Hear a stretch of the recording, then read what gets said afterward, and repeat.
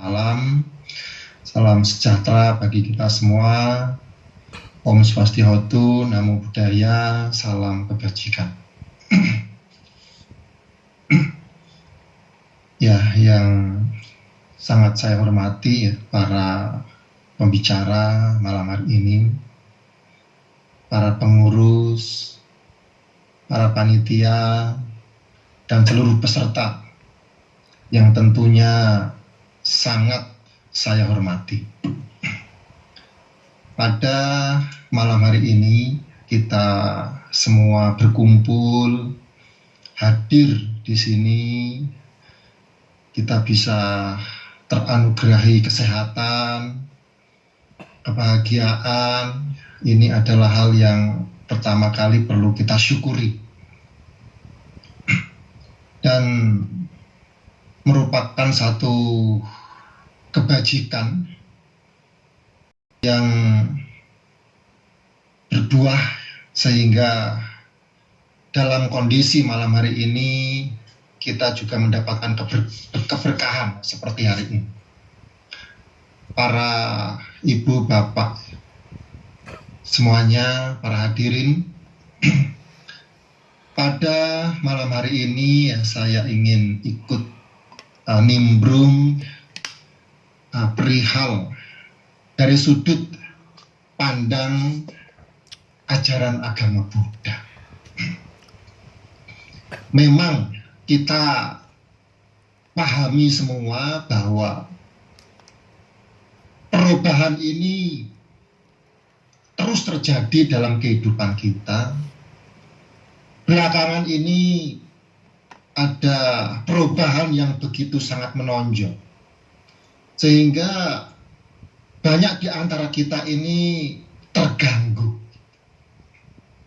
Tentu hal ini memang menjadi PR bagi kita, para tokoh-tokoh agama, para umat beragama semuanya, untuk kita harus bisa mengendalikan diri, menahan diri, untuk tetap menjaga pikiran kita, mengendalikan pikiran kita.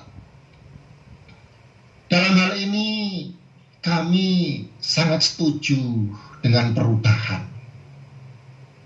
Tapi perubahan yang memberikan manfaat, perubahan yang mengarahkan kepada perkembangan batin, perubahan yang dari buruk menjadi baik, perubahan yang dari membenci menjadi penuh dengan cinta kasih, perubahan dari kegelisahan menjadi ketenangan. Inilah perubahan yang harus dilakukan bagi kita semua manusia, sehingga hal-hal yang di luar diri kita dalam bermasyarakat, berbangsa, dan bernegara akan tercipta kondisi perdamaian. Dalam ajaran Buddha ada satu nasihat atau intisari dari ajaran Sang Buddha. Dalam bahasa Pali, Sabba papasa akaranang kusala saupa sampada sacita pariodapana etang budana sasana. Jangan melakukan perbuatan buruk, lakukanlah kebajikan, murnikan pikiran sendiri. Inilah ajaran para Buddha. Untuk itulah para tokoh agama, para hadirin semuanya, menjadi penting bagi kita semua untuk mengendalikan pikiran. Utamanya para tokoh agama, kita menjaga pikiran untuk tidak melakukan hal-hal yang buruk, mengembangkan kebaikan dan memurnikan pikiran sendiri. Setelah kita sebagai tokoh agama ini mampu menjadi teladan bagi sang nabi. Masing-masing tokoh besar agama kita masing-masing. Maka teladan yang baik ini semestinya kita ajarkan kepada umat. Kita ajarkan kepada umat kita semua, sehingga umat kita semua mampu mengendalikan diri. Karena sebab dari semua penderitaan yang ada di dalam diri kita maupun di muka bumi ini tidak lain karena kebencian, karena keserakahan, dan karena kegelapan batin. Ini adalah sebab dari segala kekacauan di muka bumi ini. Untuk itulah kami Buddhis berusaha untuk melatih diri, menghindari perbuatan buruk, melakukan kebaikan, memurnikan pikiran. Dan kami terus belajar, berusaha untuk mengajak umat-umat kita ini juga mempraktekkan ini. Perubahan ini terus terjadi setiap saat, setiap generasi. Dan kalau kita sebagai tokoh-tokoh agama ini tidak melindungi utamanya anak-anak muda dengan ajaran yang luhur, ajaran yang menuntun kepada pemurnian pikiran, ajaran yang menuntun kepada kebaikan, toleransi untuk semuanya, ini akan sangat berbahaya. Sepakat. Untuk itulah, menurut kami, hal ini masih sangat relevan. Bagaimana kita mengembangkan kebaikan, menghindarkan diri dari hal-hal yang buruk, dan memurnikan pikiran. Negara yang besar ini sangat indah jika kita rawat dengan cinta kasih, kasih sayang, dan turut bahagia ya, melihat sahabat-sahabat kita ini bahagia. Mantap. Dan juga ada dalam bahasa Pali UPK. UPK itu adalah keseimbangan batin. Batin yang seimbang, batin yang tidak gampang terpengaruh oleh kebencian, keserakahan, dan kegelapan batin.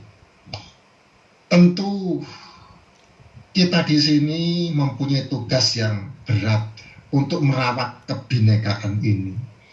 Tidak semudah membalikan telapak tangan. Tapi kami yakin dengan kita berkolaborasi seperti ini, dengan kita berdiskusi seperti ini, dengan kita bertemu seperti ini, kami bisa saling berbicara. Sehingga ketika kita bisa saling berbicara, saling berkomunikasi, menghormati satu sama lain, mestinya kita bisa merawat kebinekaan ini. Dan kebaikan ini alangkah indahnya jika kita kembangkan. Para tokoh-tokoh agama yang di luaran sana mempunyai rasa malu untuk melakukan perbuatan buruk dan takut akan akibatnya. Karena perbuatan buruk yang dilakukan itu akan menyebabkan bencana. Akan menyebabkan bencana.